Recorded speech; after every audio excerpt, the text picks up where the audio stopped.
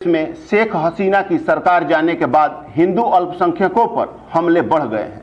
लगातार हिंदुओं को निशाना बनाया जा रहा है, मंदिरों को तोड़ा जा रहा है और हिंदू के घरों को आग लगा दी जा रही है।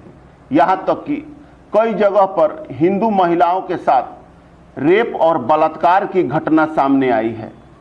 आज हम एक ऐसी ही घटना की बात करेंगे जो 12 साल की पूर्णिमा रानी सील के साथ हुआ।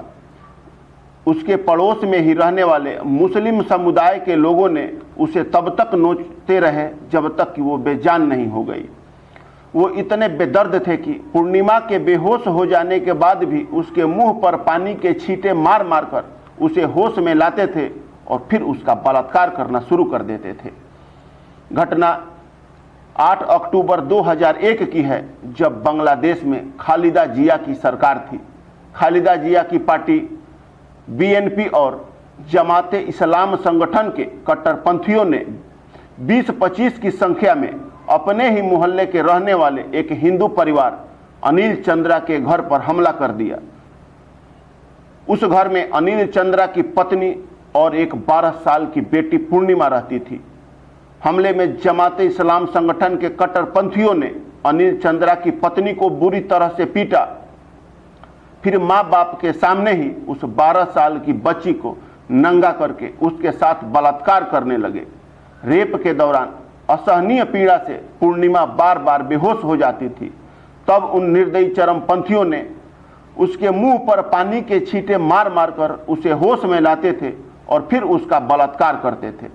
बच्ची असहनीय दर्द से चिल्ला रही थी। बच्ची की बिगड़ती हालत को देखकर उसकी माँ चीख चीख कर विनती करती रही कि मेरी बच्ची को छोड़ दो, अल्लाह के वास्ते एक एक करके इसके साथ ये काम करो, ये सहन नहीं कर पाएगी, मर जाएगी।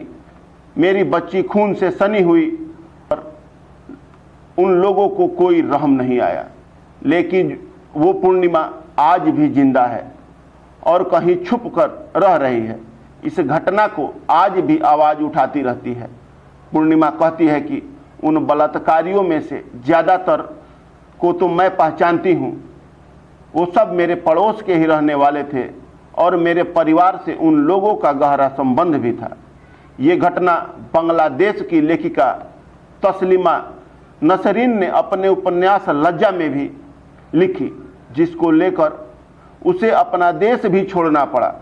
खालिदा जिया के सत्ता में आने की खबर मात्र से ही बांग्लादेश में रह रहे अल्पसंख्यक हिंदू में भय का माहौल बना हुआ है। सभी भारत की तरफ टकटकी निगाहों से लाचार होकर देख रहे हैं कि भारत कब पहल करेगा, कब 1971 की तरह बांग्लादेश को तोड़कर वहां के हिंदुओं के लिए एक अलग राष्ट्र बनाएगा। क्या यह संभव है? आप कमेंट करके जरूर बताइए।